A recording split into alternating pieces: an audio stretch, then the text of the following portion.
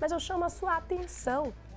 A gente vai falar sobre o lançamento de um livro que acontece hoje à noite. E o livro fala sobre religião e legislação, uma questão de direito. E mais detalhes você vai conferir no nosso quadro Entrevista.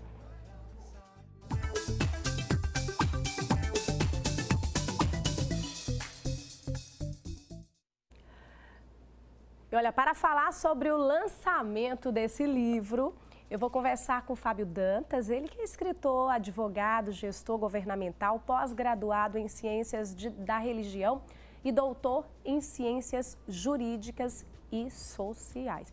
Que currículo é esse, amigo? Bom dia! Bom dia, Jaqueline. Bom dia a todos aqui, ouvintes. Doutor Fábio, para a gente começar, primeiro eu queria saber como é que surgiu a ideia de escrever um livro que tratasse sobre religião e legislação.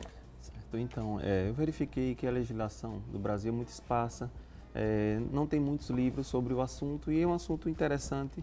Enquanto cientista da religião, observei bem isso, que nós precisamos de um compêndio mais didático também, porque muitos são voltados para a área acadêmica e nós necessitávamos desse resumo. Então, como membro da Comissão de Liberdade Religiosa da OAB de Sergipe, verificamos os casos de intolerância religiosa, crescentes casos no país também, como todos os diversos meios de comunicação, e foi aí que eu concluí essa obra que eu já vim escrevendo, para facilitar também aqueles que procuram sobre o assunto, que são diversos nesse livro. Certo. E aí fala exatamente de algumas dúvidas que as pessoas tenham, por exemplo, a intolerância à religião, fala sobre a religião dentro de casa, porque muitas vezes os pais têm uma religião, os filhos gostariam de ter. Então, toda essa relação é comentada aí no livro? Exatamente. Então, primeiro eu faço um apanhado histórico da Constituição do país, como foi que o Brasil se tornou laico. Laico é neutro, o Estado é neutro, então ele deve, sim, facilitar o ingresso em todas as religiões. Então, diferente da Argentina, que a religião oficial é a católica, mas o Brasil ele é laico, não tem religião oficial. Então, tanto os filhos em casa podem ter religiões diferentes dos pais. Nas relações de trabalho também devem ser respeitadas as religiões. Então, todos os casos envolvendo intolerância, existem também os aspectos criminais. Então, o que é crime religioso, o que não é crime. Também a questão de concursos públicos, às vezes a pessoa... Uma grande dúvida, Isso. Concursos públicos, não é, doutor? Isso. Aí o senhor fala também sobre também, isso. Coloco jurisprudência, então você que é adventista do sétimo dia e o concurso cai no dia de sábado, como já ocorreu com o Enem. Então, sim, como é que você deve proceder? Então, você procura os meios judiciais cabíveis e existe legislação a favor daquela pessoa também. Muitas vezes a gente acompanha, principalmente nos noticiários, algumas reclamações sobre igrejas que acabam, colocando no bairro e muitas vezes a uma altura muito comentada pelos vizinhos, de músicas, de pregações. E aí fala também sobre isso, porque é uma grande dúvida também. Isso. Na comunidade, ao ter uma igreja, é importante também saber primeiro é importante para a igreja saber até onde pode ir com volume, né? Isso. Mas a população sabendo disso também e de que forma a igreja também pode buscar aí os seus direitos, né? Isso. Porque pode estar numa comunidade, pode se empregar a sua religião, né?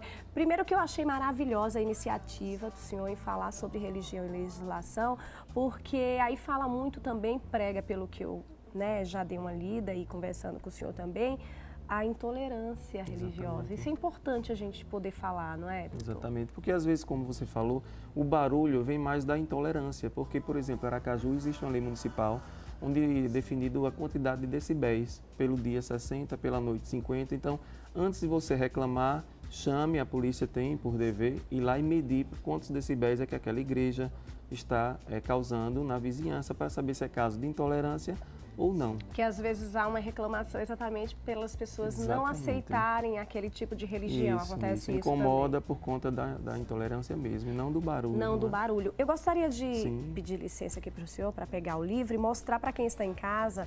Olha, esse livro que vai ser lançado hoje, eu queria que o senhor falasse de onde vai ser lançado, qual o local e horário para convidar as pessoas. Exatamente, será lançado hoje na OAB, na sede, na Praça do Minigolf, às 19 horas. Na ocasião, vou fazer uma palestra sobre alguns pontos importantes do livro, inclusive a questão da legalização de igrejas, legalização de associações religiosas. Olha que porque legal. todos podem se reunir, criar uma associação, vai no cartório, registra, tem CNPJ, vai na Receita Federal. Então eu dou passo a passo no último capítulo desse livro para que vocês que querem legalizar uma instituição religiosa possam fazê-lo nos moldes da lei para ter todos os direitos, inclusive a imunidade tributária e outros mais. Perfeito.